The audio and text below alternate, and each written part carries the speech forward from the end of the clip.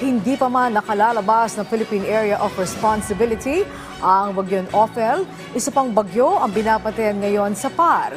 Ito ay ang bagyong Pepito na pinangangambahang maging super typhoon din.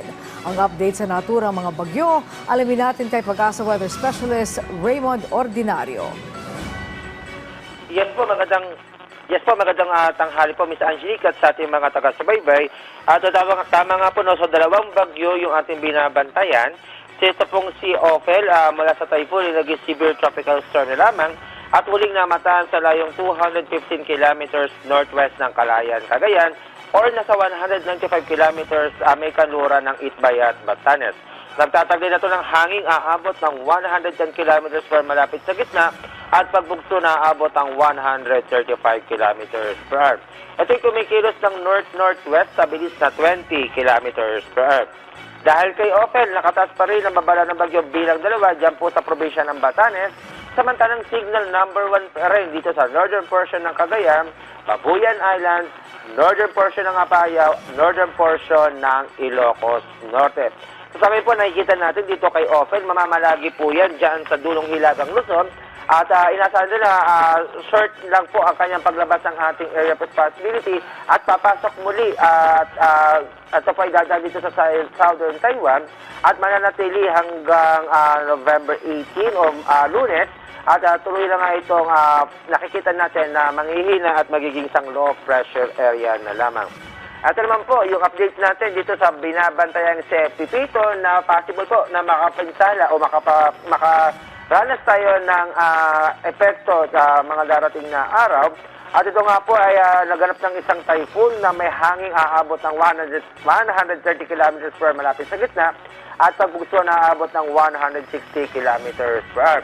At huli itong namataan sa layong 630 kilometers silangan ng Giwan, Eastern Samar. Kahit po may kalayuan pa itong bagyong si Pepito, nakataas na ang babala ng bagyo bilang 2 dito po sa eastern portion ng Northern Samar, northern portion ng Eastern Samar.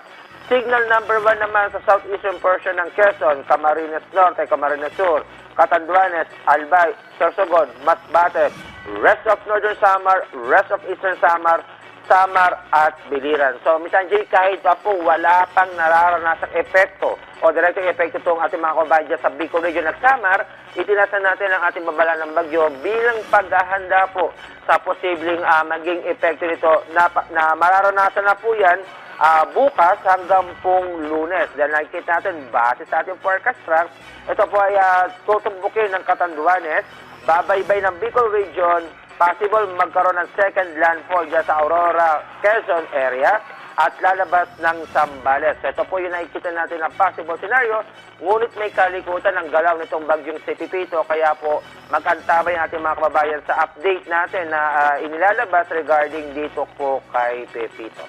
Ms. Angelique?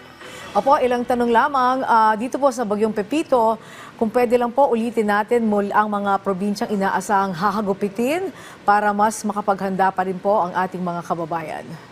Yes po, Ms. Angelique, inuulit po natin sa ngayon po, mula po bukas, mararanasan na yan ng mga kababayan natin dyan sa summer provinces at dito po sa Bicol Region.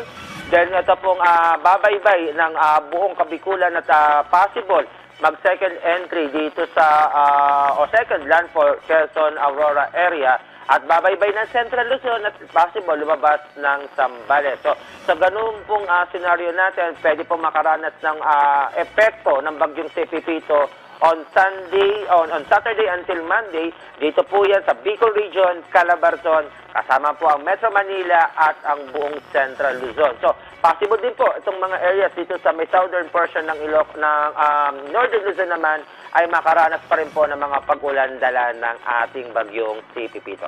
Okay, nasabi niyo po na hindi pa ramdam si Pepito, pero kailan magsisimula na maranasan itong malalakas na pag-ulan at hangin?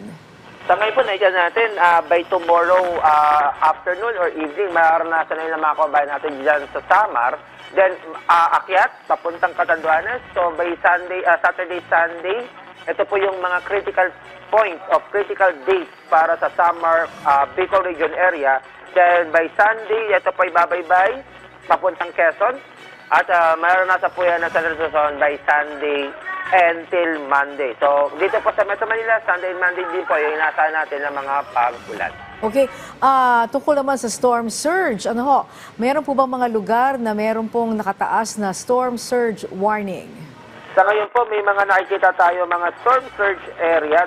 Ito po, dahil sa paparating na bagyong Pepito, dito po sa southeastern Quezon, Camarines Sur, Catanduanes, Albay, Sorsogon at Northern Masbate. Kasama po ang Burias at Ticao Island, Northern Samar, Eastern Samar, Samar at Northern Biliran. So ito po yung mga areas, yung mga baybayin po ng mga nabanggit na lugar ay possible po makaranas ng storm surge. Po kami ng konting update sa La Nina.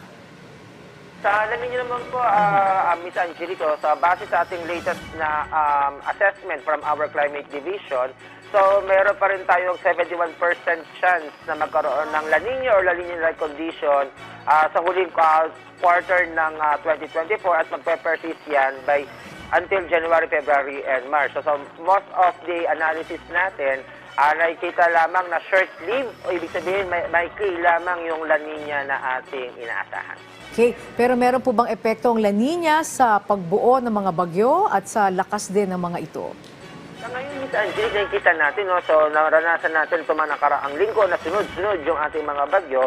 Ito po isa sa mga key signature o key feature ng developing La Nina na nakakatulong nga po dahil nga may kainitan itong malaking bahagi ng Pacific Ocean at meron tayong hangin na nanggagaling sa silangan na talagang nakakatulong para po mabuo yung mga ating mga bagyo. Okay, ano po ang expected na bilang ng mga bagyo natin sa Disyembre? At nakikita niyo na po ba kung sa first part ng 2025 may mabubuo rin? Sa ngayon po, base sa assessment natin, pagdating po ng buwan ng Disyembre, may isa o dalawang bagyo.